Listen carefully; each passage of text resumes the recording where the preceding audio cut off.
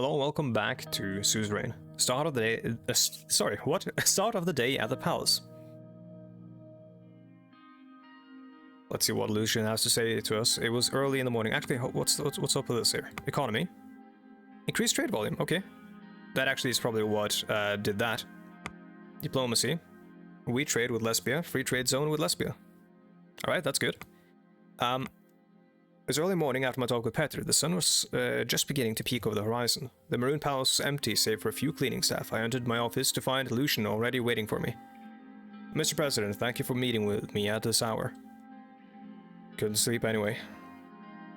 Very well, I'm pleased that you chose to call me after your conversation with Mr. Vector last night, although I was already aware of his illicit relationship with Mizuno.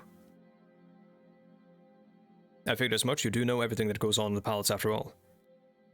On its own, given Mr. Vector's established reputation as something of a playboy, the affair is unlikely to cause much damage. However, a more troubling possibility has been brought to light. A recent conversation with Mr. Hailstone, our whistleblower from Rumburg, revealed the presence of a spy within the Maroon Palace. I believe Mizuno is our mole. She's been using her relationship with Mr. Vector to gather information. Tell me more. I can do better than that, I'll show you. Lucian reached into his coat pocket, pulled out an audio tape, and fed it into the reel-to-reel machine on my desk. This was recorded in the palace at 1809, on the second day of your trade visit to Lesbia. He pressed play. I heard Petr and Livia's voices. You sure everyone's gone for the day?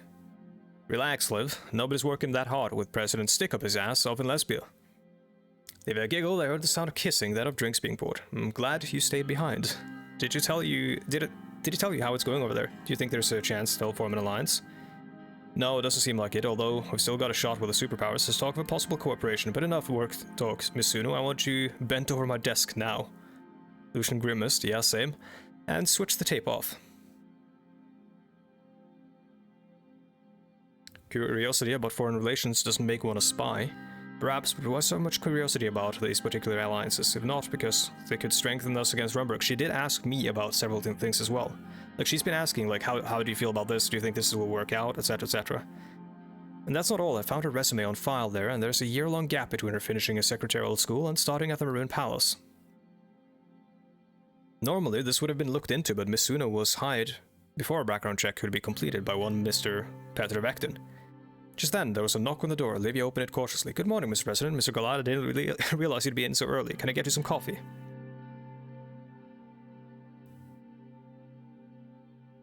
Coffee would be great, actually. Livia left to make coffee. A few minutes later, she came back with 2 cups. Please have a seat, Mizuno. Livia sat. She looked puzzled. Is something the matter? Enough pretending. Your secret is out. I'm not sure I know what you're talking about.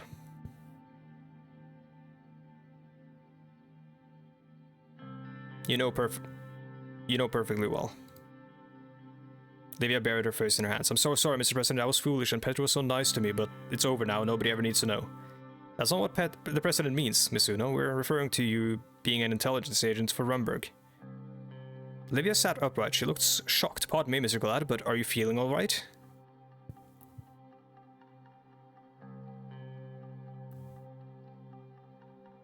I know it sounds ridiculous to me as well. Mizuno, indulge me for a moment. What were you doing in the year before President Rain's inauguration? If you must know, I was working as a cigarette girl at Portos. It's a Lackaman saloon. I was saving up so I could afford my own place in Holsted. Here's the proprietor's number if you need to double check.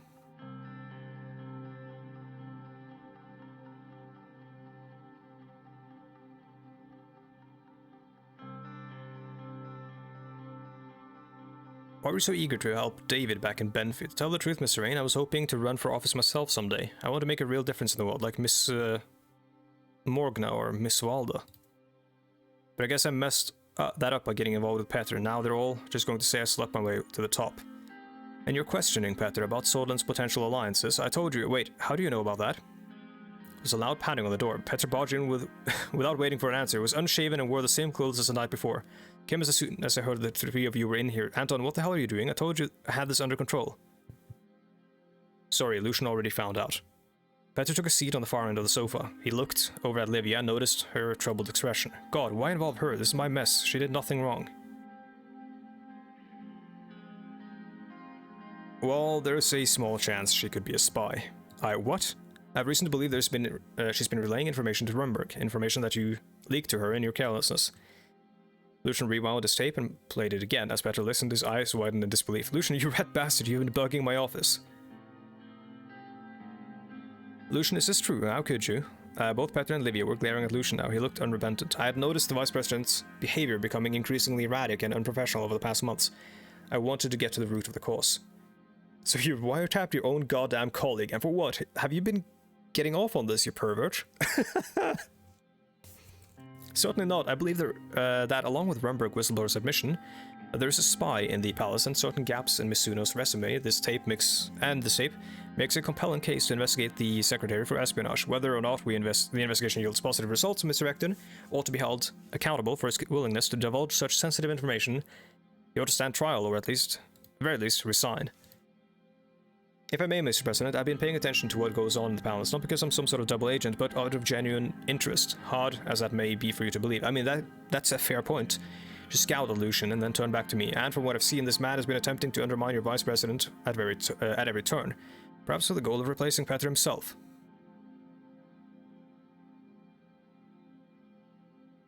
Nonsense. Lucian's been nothing but loyal. Loyal to you, it's true, but never could stand me. My personal misgiving about Mr. Recton aside, I would never do anything to harm this administration. Mr. Recton, on the other hand, has at best committed adultery and at worst delivered state secrets straight into enemy hands. Who could I believe?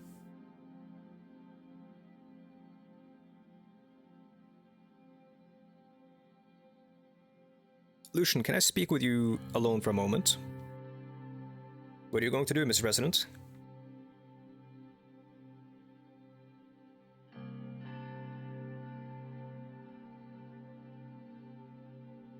You're the strategist here, not me. You make the call.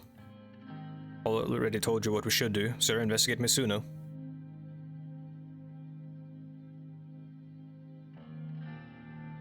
This one is bad because, I mean, I want to know if she is. I'd rather know than not know and then it comes out or something. Right, let's do it. And Mr. Recton, what will you do about his willingness to compromise Sordon's security at the drop of a pencil skirt? This is bad. I wouldn't say this. I'll decide that once we have the results. Very well, just keep in mind that you may need him to shoulder the blame for this. I'll apologize to Misuno and tell her this has all been a misunderstanding. We can't have her running away during the investigation. Fine, but I'm warning you, don't spy on your colleagues ever again. Very well, sir. Lucian gave a slight bow as he left the office. I sat by myself for a while, wondering what exactly I had set into motion. Yeah. I mean, someone's gonna know. And that's probably gonna get leaked. Results of the affair scandal. Several days had passed since I ordered the investigation into my secretary, Livia Suno. Both Petter and Livia had been acting unnaturally nice to me, believing I had let them off the hook for their affair. They seemed to be avoiding each other in the hallways, though. I was just settling in behind my desk when Lucian knocked on my door. Sir, a moment of your time.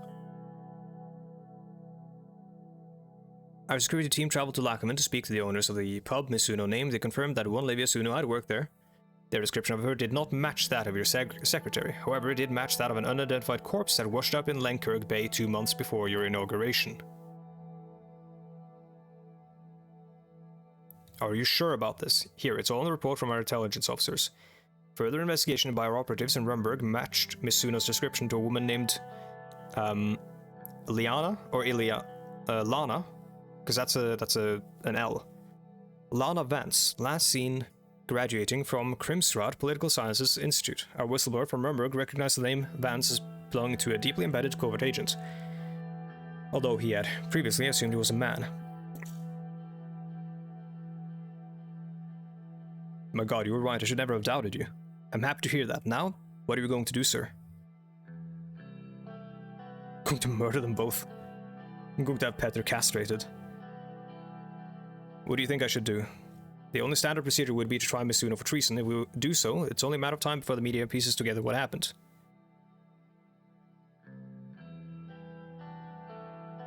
Easy, I'll get Marcel on it. Asking Mr. Grant for help would be advisable, but you'll still have to do a fair amount of crisis management yourself, starting by letting Petter Recton take the fall.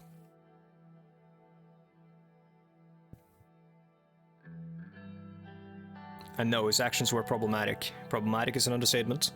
Mr. Beckton put you in danger by failing to order a background check on your closest personal staff. He betrayed your confidence to a woman with whom he was committing adultery. Anton, would you do the same to your so-called best friend? No, I wouldn't. I'm a chief strategist. I have advised you on what I believe is the best strategy, but of course the ultimate decision is yours. Alright, Petter will be our scapegoat. I mean, he has to be. I believe that you should be loyal to your friends, right? But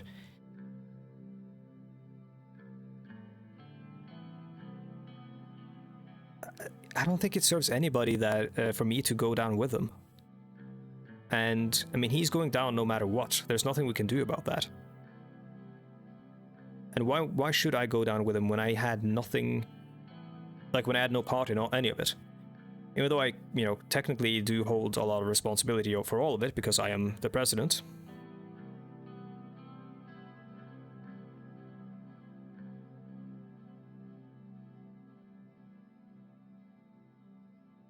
If I don't blame him,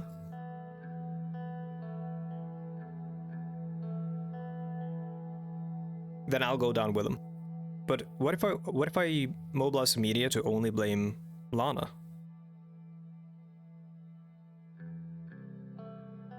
Oh, fuck it. I'm gonna go with the scapegoat strategy.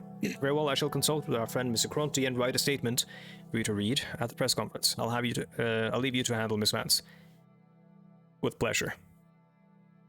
Called Carl Greiser from my desk and explained the situation. After a few minutes, I rang for Livia. She entered my office. Is there something you need, Mr. President? Please sit down. A barely perceptible flash of fear crossed her face. She sat. What did you call me in here, sir? I nodded toward my office doorway. Carl Greiser was standing there, along with two of his guards, blocking the entrance. It's the current Greater Holstad Police Chief. Lana Vance, you are under arrest on suspicion of treason. Please come with me. Her eyes darted around the room. What the hell is going on, Mr. President? Have you let Lucian get to your head? I thought you were smarter than that.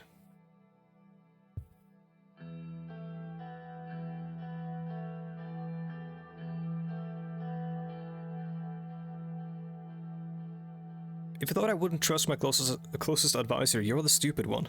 Carl's man grabbed her arms and began dragging her out. No, you can't do this to me. Petter, hearing her cries, rushed out of his office. Liv, what in the hell, Anton? What's going on? Livia, tell Petter who you really are. I won't say another word without a lawyer present. You're sad old drunk in a lousy lay. Honestly, if I were a Rumberg spy, I'd barely have to do a thing. You two have Swordland ripe for the taking. She straightened up and ran a hand through her curls and allowed Carl to lead her away. Petter sank to the floor in front of me. I invited him in to share a drink. We're going to get through this together, just like always. Well, he is going to have to take the fall, though. Wait, responsible for the affair? Or as a response to the affair, okay, never mind. Press release on the court scan, or on the, what? Press release on the what? Oh, never mind.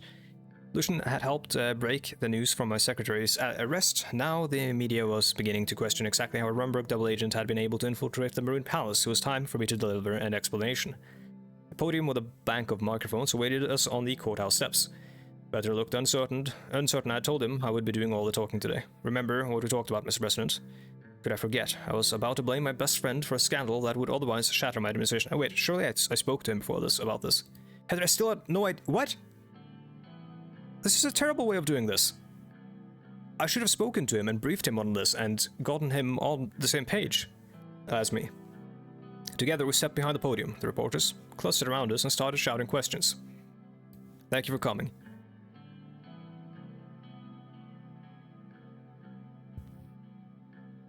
As you're aware, Lana Vance, the Rumberg's... No, that's too... is currently being... Livia Suno, former secretary of President of Swordland, is currently being tried for treason. The other one would, like, influence the actual outcome of the case.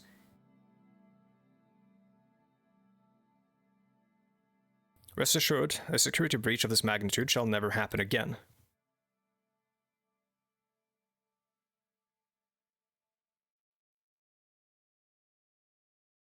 However, the fact remains that she should never have been able or been allowed to infiltrate our administration in the first place. She did so by exploiting the weakness of Vice President Petr Vektin. The journalist gasped and murmured.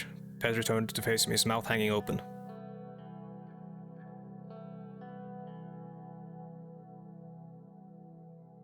Oh god, both of these are terrible.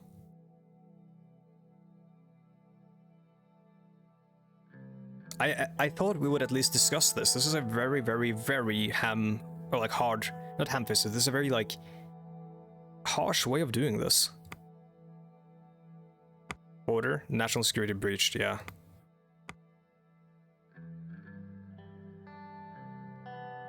Mr. Vektin's willingness to put his own infantile desires over order and security has made him a threat to the state.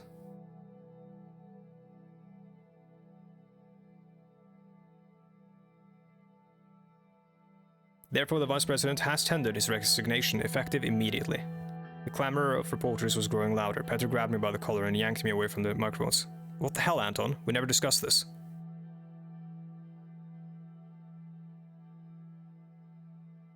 What else did you think would happen? Petr looked at me in disbelief, then shook his head. I guess I had this coming, the way I've been carrying on. Just didn't think my best friend would be the one to stick the knife. I wasn't wanting to do this behind his back, though. The reporters were becoming hard to ignore. One woman in front row looked particularly insistent. Mr. Vektin? I'll be answering all questions on the Vice President's behalf. Mr. President Rain, were you implying that Mr. Vektin had the COVID agent posing as a secretary, and the COVID agents posing as a secretary were engaged in an intimate affair? Yes. Were you aware of this when it was happening? No.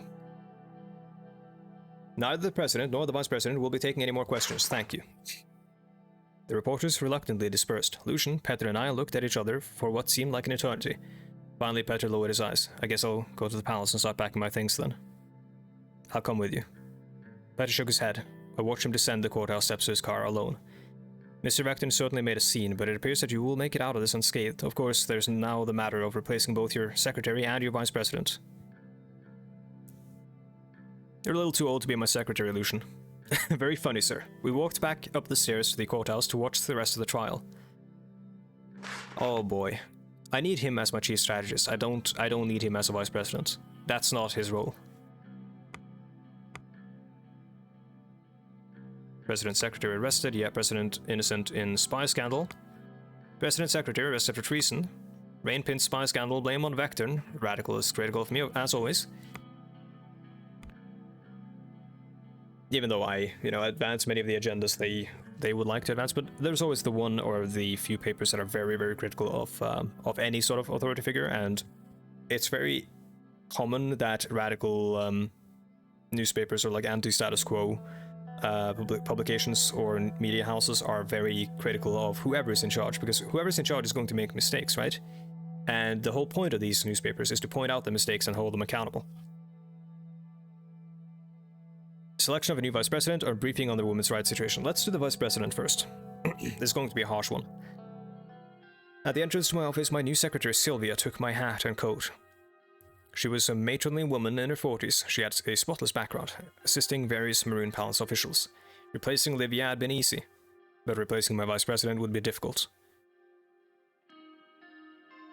Sylvia doesn't show up as an important character. Swordage law dictated that if a vice president failed to complete his term, new candidates were to be put forward by the members of the cabinet. After much deliberation, the list had been narrowed down to 3. Lucian Galad was the frontrunner, followed by Gloria Tori and Alvin Klappen. Oh, you have done a terrible thing to me, game. You have... They've specifically put people that I don't like next to a single person that I do like. It's up to me to decide who would fill Petr's shoes. I wanted to chat with one of them, one-on-one. Oh, sorry, with them on one-on-one before making my decision. I just began to settle my desk when I heard a knock on the door. Lucian entered and perched on the chair across from me. Sir? Alright, Lucian, you're one hell of a strategist, but why should I make you VP? It is precisely in my capacity as strategist that I have evaluated the experience and capability of your potential vice presidents. Objectively, I am by far the most qualified candidate. I would advise you not only to think about our long history together, but also the many crises I have helped shepherd you through. I won't say much beyond that. I believe my work speaks for itself.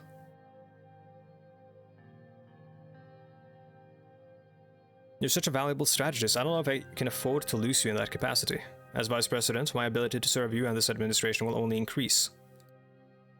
I expect you will make the right decision. He left my office, and then we have Gloria Tori. Mr. President, I must say that I was not surprised at all when my name was put forward. You seem confident. I am, Mr. President. To put it simply, what I bring to the table is years of experience. I've been a member of the Assembly for almost 20 years and spent 7 years as its Speaker. This alone speaks for itself, that is true. As you know, I'm also the leader of the Conservative wing of the party, and you can see where I'm getting at. You become the Vice President, and I get the votes from the Conservatives. Precisely. This would allow us to pass bills far more easily, especially if those bills are aligned to my bloc's causes. I'll think about it.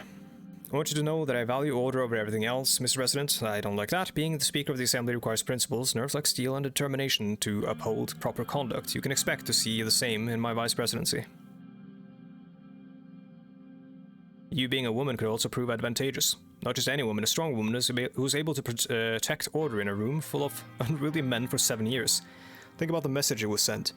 The first woman Vice President of Sordland, no, the first woman Vice President in the whole continent. Oh, that's actually insane. What support? You would lose among traditionalists. You would gain tenfold amongst Swedish women. There's much to gain from selecting me. Yeah, she is the my prime candidate, because I don't want to lose Lucian Galad. I believe you will make the right choice. You're right, there is much to gain. I will consider it. I knew you would see reason. I wish you a nice day, Mr. President. Then, we have Alvin Klappen. Greetings, Mr. President. It's a great honor to have been chosen as a candidate. Really terrific. I'll be straightforward. Why should I pick you? As you know, I represent the reformist wing of the party.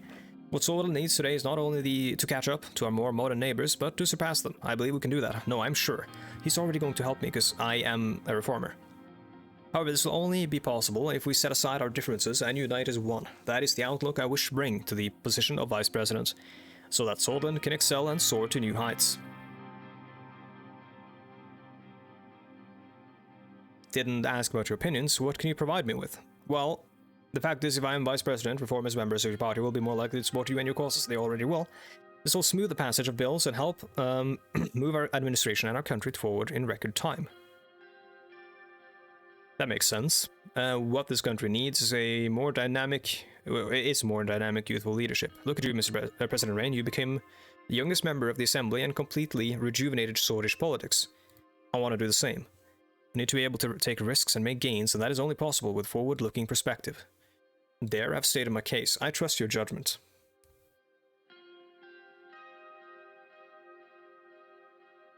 That'll be all for now. Thank you. Alvin got up and left. I leaned back in my chair, thinking about the pros and cons for each of my vice presidential candidates. I could almost hear Petr's voice in my head, laughing at the absurdity of my situation, but of course, he wasn't there. So, that's the thing. It doesn't make any sense for me politically at all to choose him. So, the way vice presidential picks are often picked is to sort of send a political message and balance. Also, by the way, I can now see the red highway there. That's nice. Is to sort of balance out and send a message to the voters. Like, balance out the president. So, for example, let's use some American examples. Obama, Biden. President Obama was the first black president, but before that he was the first, he was a candidate. And I believe he was the first candidate, like, to actually be chosen by the Democratic Party as well. But to sort of make and also he, like, promised, change and all that, like, radical change, which, of course, we didn't see radical change, but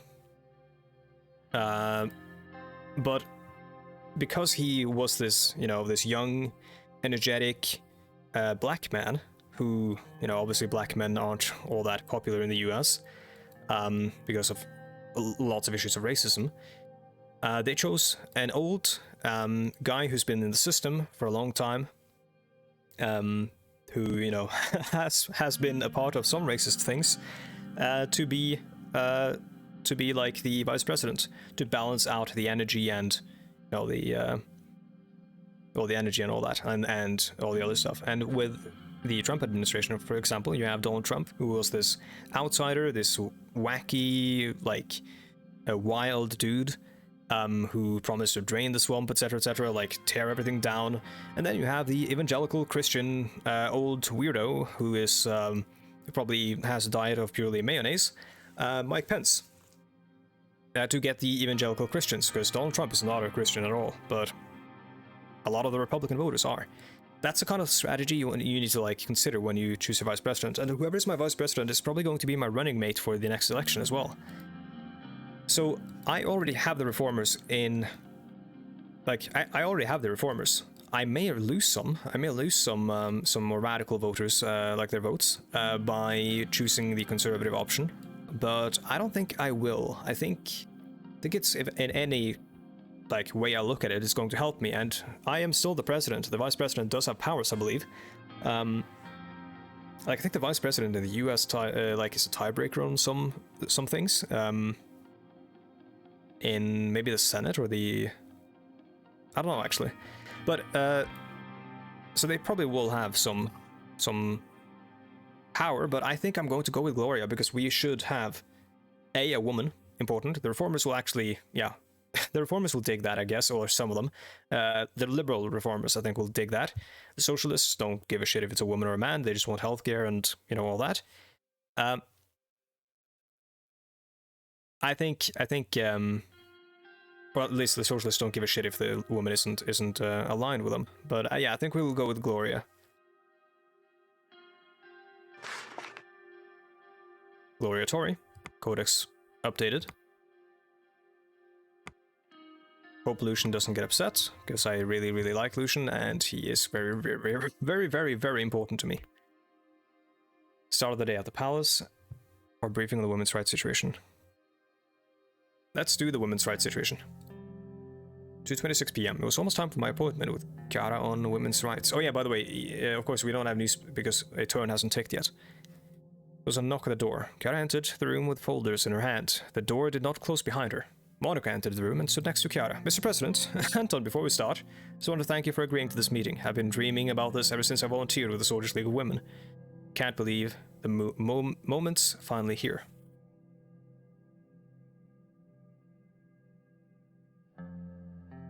I think both of you together could finally bring change to Swordland. I hope you're right. Chiara sat down on a chair and laid down the folder she was holding. We're still having a long way to go before Swordlish women are able to enjoy the same rights and privileges as men. She looks like Sigourney Weaver, and I don't know who she looks like, but I think a lot of these people are made to look, or like their appearances may have been like inspired by people. Maybe like the artists or the writers, when they were writing these characters, they had, like, they were thinking about who they would cast as these characters for like a film or something, or a TV show. Or even as the counterparts in Arcadia and United Contana, we've been lagging behind on this for decades, Anton.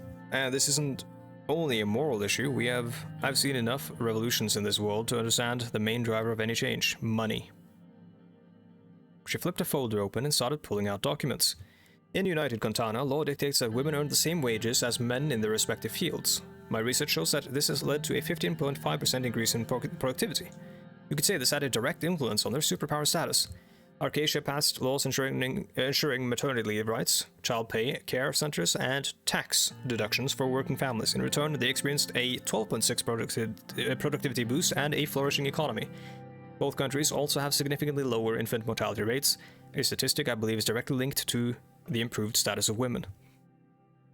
Our administration has successfully managed to pull Swordland back from the brink of economic ruin. So I am asking, why stop there? Why not improve our economy and modernize our society at the same time? It's only logical. Monica handed me the documents. It had a list of bullet points in it. The two of us talked it over, and these are the measures we believe are most urgently needed. Criminalizing domestic violence, of course, yeah. Shouldn't have to tell you that. How crucial this is. It is utterly unbelievable that in this day and age, Swordlish men are legally allowed to beat their wives. I agree, it's a travesty. I'm happy we're on the same page. Thank you, wife.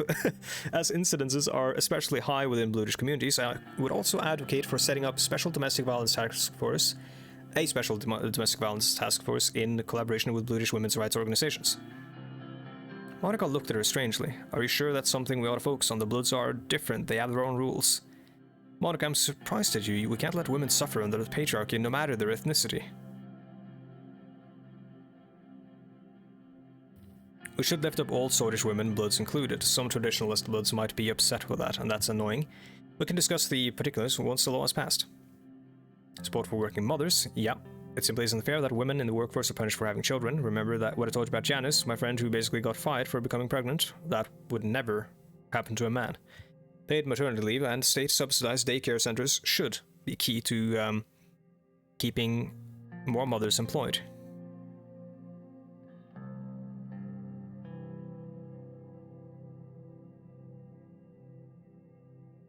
It's true, having children never hindered my career prospects. It shouldn't hinder a woman either. Exactly. Also, we'll encourage more people to have children. Equal treatment in the workforce. That's an easy one. Right now, Sutherland has one of the continent's largest pay gaps between men and women. We need legislation ensuring that a woman doing the same job as a man is paid the same wage. Would also introduce quotas to get more women into positions of power in the assembly, for instance, on the boards of corporations. Eventually, narrowing the pay gap is a far more pressing issue, as it would bring financial independence to countless lower-income women. God, we never talked about this, but I always thought that with more women in power, high status for all women would naturally follow. Women are starving because they don't make a living wage. That's a damn sight more important than your friend Jane being passed over for a promotion. It was Janice, right? I like this because a lot of people on the internet in certain circles tend to portray feminist movements as monolithic, but there's a lot of disagreement in feminist movements about a lot of things.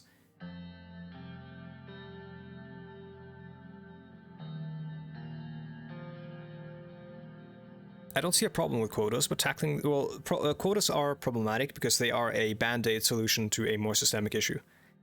They are, like all band-aid solutions to a more systemic issue, good because they actually do, relieve the issue, or they provide relief. But they don't actually, tackle the heart of the problem, or the heart of the matter. The tackling pay gap is much more urgent. Thank you, Mr. President. Gender equality in public education. Kara grinned. You know how much this means to me, and you witnessed the dangers firsthand. The way girls are shut out of real education unless their parents have the means to get them out of the public school system. So many bright minds are being lost. I wouldn't entirely demean the old system, Gara. Diana still loves her handicrafts classes. I'm not saying we'll take those away. Maybe boys should learn handicrafts too. Monica burst out laughing. Imagine Frank in an apron. We've had this conversation, Gara. I'm entirely on your side. Good. Then we see eye to eye on the matter. That covers all subjects. What are your thoughts so far? You made a good case for all of these changes. Thank you. Now, it is the 1950s. It should come to you as no surprise that I agree with all of these things that she's asking for, with reservations on quotas because of the whole, band-aid solution thing, but it's still a good thing. Like, affirmative action, for example, still helps people, even though it doesn't actually address the core of the issue. But with a lot of these issues, they take, they take a long time to fix. The moral arc of the universe is long, but it does bend towards justice. So the problem with waiting to have the fundamental issues resolved is that a lot of people will be dead before they can see, see themselves be able to get a job. Or get the job, or have an equal shot at a job. So affirmative action is like a stopgap. Or like a stepping stone. A thing that should be removed once the real problem, whatever you want to call it, has been fixed. If we can pull this off before the elections, the Reign administration will make history. Let's talk about how to proceed. I want to establish a commission for women's rights in Sutherland, with me as its head. Our goal shall be passing and implementing a set of laws to solve the problem we just discussed. As the commission's spokeswoman, my responsibility will be to make speeches and organize fundraisers. I will be the face of the movement while Chiara handles the groundwork. If I can show that the First Lady is behind the movement, many women will feel encouraged. Chiara gestured down at her outfit, especially those who aren't keen on pantsuits. The organization's name will be Commission for the Status of Women. Or on the status of women. It's going to be damn hard getting your laws past the assembly. I know, but even a watered-down version would be better than nothing. Indeed. One more thing to consider before making your decision. This could help silence any of your public's lingering questions regarding your former vice president and the Olivia Suno affair. You have a chance to be a hero. Think about Diana and her future. I hope you will make the right decision. I mean, the media is already handled, but they rose from their seats expectantly. I took a few minutes to think. I will approve of the creation of the commission and support your bill in the assembly. Great, amazing. You won't regret this, Mr. President. Monica turned to her. That's all the excitement you can muster? You did it. We did it. Monica hugged Kiara. She looked uncomfortable. We still have a long way to go. I'll start gathering names for the commission tonight. Kiara started collecting her documents. She and Monica headed towards the door. Monica paused before leaving. I love you, Anton. I'll see you at home.